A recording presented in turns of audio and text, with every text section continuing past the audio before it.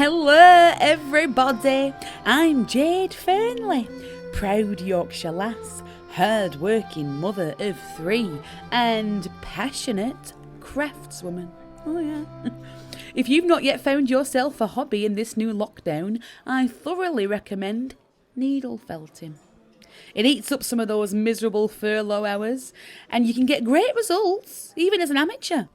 I started off with miniature versions of my Yorkies, Oswald and Enoch, and honestly, my ambitions just grown and grown from there. I've just finished my biggest project yet. A full diorama of the Battle of Cable Street. Except, you know, in my version, the right people win. Now, if there's one thing I know inside out, it's how to be a good mum. I raised my boys good and proper, teaching them all about community and proper British values. Respect your elders, you know, eat your vegetables, vote BNP, that sort of thing. There's nought in the world that brings a tear to my eye quicker than the thought of a child suffering. I've always said you cut my leg in half and right round the bone you'll read, "Save the children," just like the words in a stick of rock. I've often been told that's a weird thing to say in the queue for the post office, but I'm a mum, you see, so I don't give a fuck if my fierce maternal instinct upsets people. I wear my heart on my sleeve and I say what I think. If everyone did that, my local would go out of business because everybody would be barred for being racist. And it'd serve that virtue-signalling wanker of a landlord, Alan, right. I don't know what his problem is. It's not like they're a big market for wet sales, is it? Oh, but I digress. The reason I'm talking about being a mum isn't just because my internalised misogyny has rendered it the only criteria by which I feel comfortable defining myself. Oh no. It's because I too were horrified this week at some of the images shared on social media. You know, the ones about the food parcels private firms have been paid to provide to struggling families in lockdown. Half a tomato, a miserable little pack of cheese slices, a couple of potatoes, and a little sad nub of carrot. All at £30 of expense to the taxpayer. The outcry, I don't mind admitting this, really got to me. I mean, honestly, only in this country will people complain about free fucking food. Now look, I'm not saying that we shouldn't be feeding vulnerable kids in the middle of a pandemic. I'm just saying that the kids of successful businessmen who win government contracts to supply those meals need feeding too. And those kids are just much more important to the economy. If the ruling classes can't afford to feed their children to a higher standard than the plebs, then we are in a real half a pickle. Studies have shown that caviar and blinis from a young age are essential for the brain development of our privileged kids. Without them, they're unable to form the sociopathy needed to really succeed in life.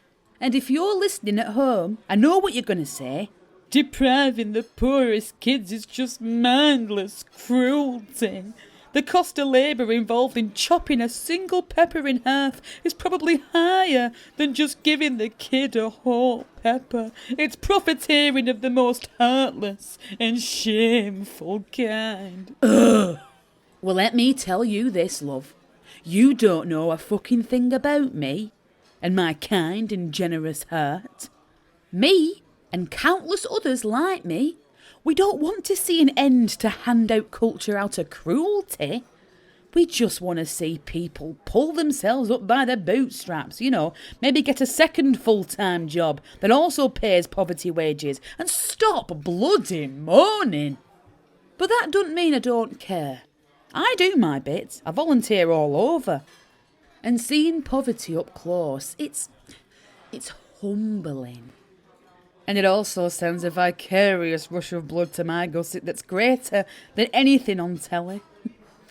That's why I've come here, to Earth Delta Victoria Rees-Mogg 14, They're a few years behind us, admittedly, but this industrial revolution they've got going on is chock full of belting ideas. Honestly, our labour laws and benefit free-for-all mentality back home could learn a lot from here. If you're a struggling family, the government provide you with accommodation and give you all a job in the mill or the foundry. And it's not a handout because the business profits are through the fucking roof. And they trickle all the way down here to the canteen. If you want a filling and substantial meal on this earth, you're going to have to earn it. Like every other 8-year-old that can fit inside a dangerous piece of machinery to oil it.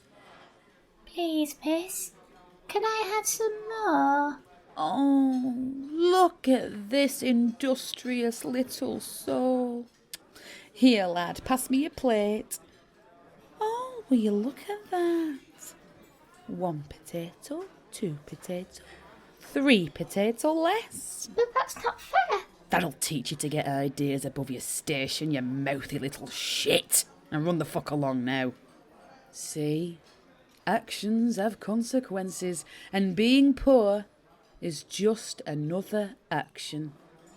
I'm all about personal responsibility, me. Presumably you agree that parents should be receiving vouchers for their full entitlement, rather than food packages then? You fucking what, you little bollocks? Well, if you're all about personal responsibility, surely parents should be allocated their funds directly, rather than the responsibility for providing healthy food being outsourced to private firms that then skim profits off the top of them. Also, it's fewer. What? It's fewer, fewer potatoes. Less is for singular mass nouns. Less mash, fewer potatoes. It's just proper grammar. Ow! Back to work now, you little gobshite. Jesus! You're a real psychopath, you know that? That's a big fucking word for a chimney sweep. Now run along now, knobhead. You see, proper British values like respecting your elders and knowing your bloody place. I'm Jade Fearnley, reporting for IC News.